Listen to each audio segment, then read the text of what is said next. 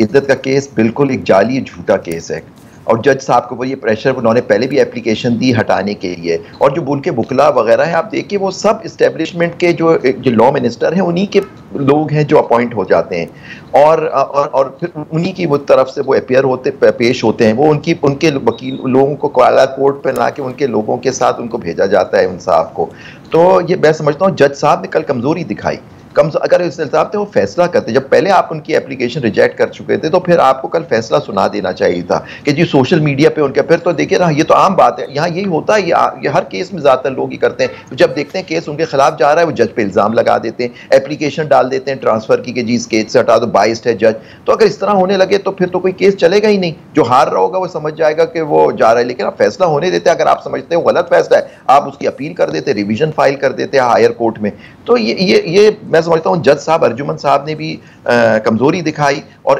उन्होंने high court को लिखा है कि जज केस को चेंज कर दिया। मैं कहता हूँ हाई कोर्ट को कहना चाहिए कि उनके करो फैसला करो, लेकिन आप देखिए ये 28 को साइफर वाला केस लगा था, उस दिन मुल्क में छुट्टी हो गई, ये कल जजमेंट थी उसे, तो ये सारा डिले कर रहे हैं ताकि इमरान खान साहब को कोई रिलीफ ना मिले कोर्ट से।